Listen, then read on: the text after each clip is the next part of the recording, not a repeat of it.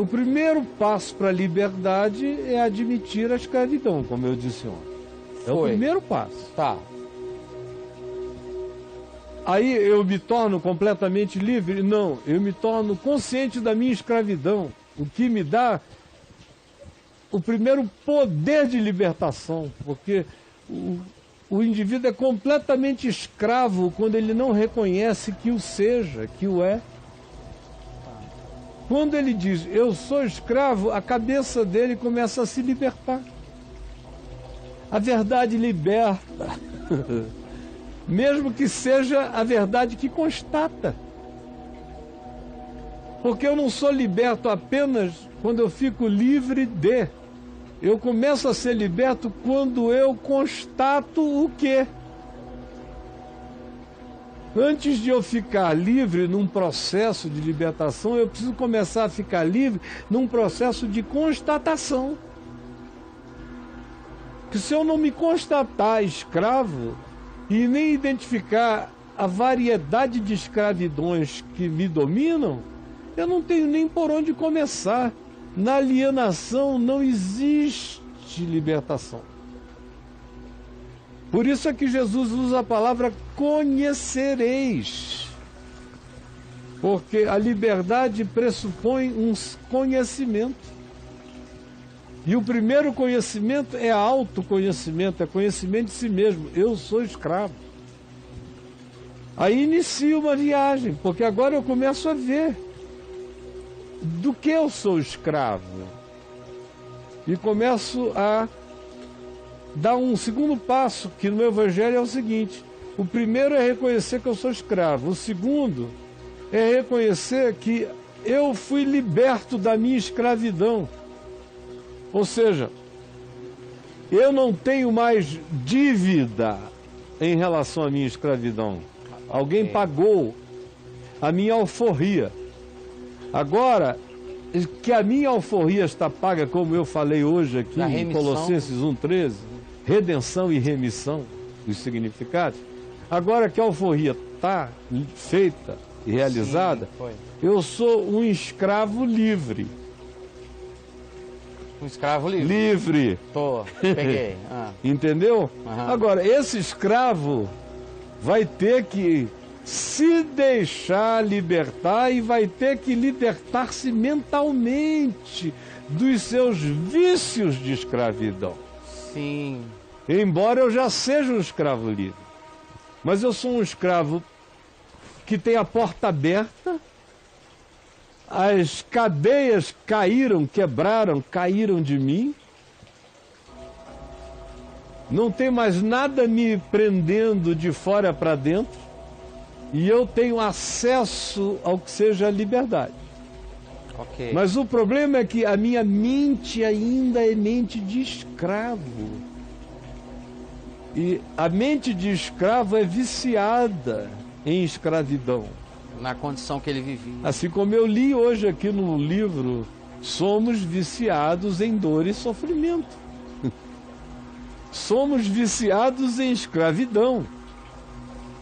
Somos viciados em impossibilidade. Tem gente que sente até orgulho daquilo que diz que não consegue. Ou seja, é o cara que diz, olha, eu não consigo ver uma vagina e não pegar. E ele fala isso como quem diz assim, eu não consigo me autocoroar com essa glória. O cara que fala isso com orgulho. Tem outros que louvam outras coisas. Louvam as suas escravidões. Sim, cara. O cara que, depois que constata que é escravo mesmo e que não está a fim de se libertar, porque todo mundo consegue se libertar. Mas o cara não está afim, é preciso querer ser curado. É preciso querer ser liberto, é preciso querer libertar-se. Se o cara não quer, aí ele se orgulha disso. É o cara que fuma um baseado há 70 anos e diz que não tem nenhuma dependência. Que nunca viciou. Nunca viciou, porque fumou todo dia e está aqui. A única coisa que ele pode dizer é que é um hábito vicioso pouco danoso para ele, mas que é um condicionamento, é. Ele é um viciado. Eu acreditaria nele se ele conseguisse ficar de tempos em tempos, 3 meses sem pegar no negócio, sem olhar para nada, viajar viagens longas e nem pensar no assunto. Aí tudo bem. Do contrário, não. Ele está se orgulhando daquilo que ele não quer vencer, e porque não quer vencer é escravo daquilo. Porque eu sou escravo de tudo aquilo a que eu obedeço. Eu sou escravo de tudo aquilo que eu digo que não tenho forças para resistir. Mas quando eu reconheço, em primeiro lugar, e em segundo lugar eu sei que a culpa foi paga, Ok. retira-se o poder culposo da impossibilidade ou da escravidão. Quando eu digo está pago, foi pago, a redenção foi feita, tetelestai, está consumado, você está liberto, Cristo pagou, aí a minha relação com aquilo já não é mais uma relação de culpa. Passa a ser uma relação de saúde ou de doença, mas não é mais de culpa. Pode ser doença. Mas aí passa a ser, sendo ou não sendo, passa a ser. Porque eu sou doente, por isso, quando se diz a tua fé te salvou ou a tua fé te curou no Evangelho, se está falando sempre de cura. Porque salvação e cura são sinônimos. Ah, tá. Então, aí deixa de ser, uma vez que houve a redenção, o pecado, a culpa foi removida, ficou apenas a condição para ser tratada. Mas já não mais com o peso culposo da dependência ou da condição. Tira-se a culpa, inicia-se a libertação. Porque aí o indivíduo pode tratar com o fenômeno sem ser com base no crédito do céu ou na punição do inferno.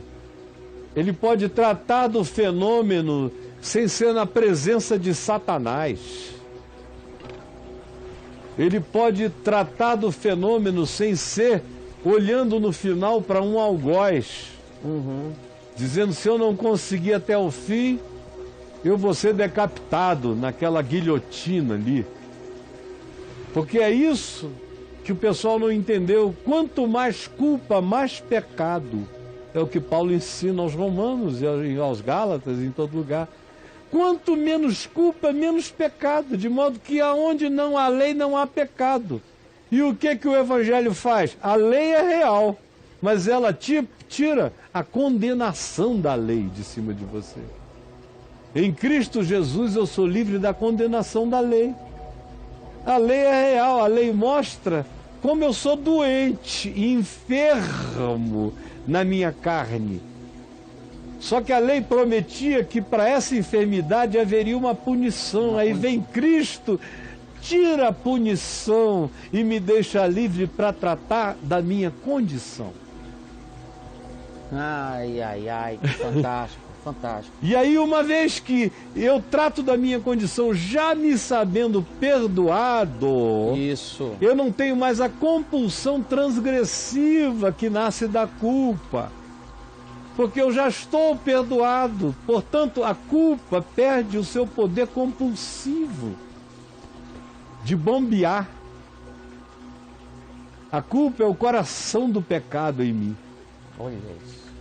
Aí isso foi parado, foi estancado. O fluxo sanguíneo de angústia culposa para de irrigar o meu ser. E eu vou ficando cada vez mais livre para lidar exclusivamente com a minha condição. Para me entender meu pai, entender minha mãe, me entender em relação a meu pai, minha mãe, me entender em relação ao mundo, me entender em relação aos meus traumas, me entender em relação às minhas propensões sejam elas genéticas, sejam elas psíquicas, sejam elas espirituais. Eu começo, mas isso já não tem nada a ver com se eu conseguir eu vou para o céu, se eu não conseguir eu vou para o inferno.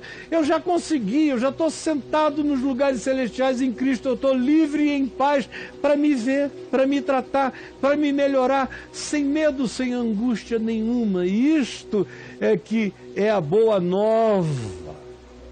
A grande boa nova é essa, não é nenhuma magia, é a grande psicologia perene, que deixa você sem tormentos para tratar da sua condição na presença de Deus e da vida. Cara, desculpa, meu irmão, eu não sinto que tem qualquer coisa mais fantástica do que isso. É o que você tem dito essas semanas agora. E quem é que vai perdoar Os teus pecados. Cara, isso é maravilhoso, velho. E ontem eu perdi a oportunidade de falar uma frase. Eu estava num contexto que eu tinha que ter lembrado disso e eu me esqueci. Quem é que vai perdoar Os teus pecados. os teus pecados? Porque elabora, né? É. Aí vem com tudo, né?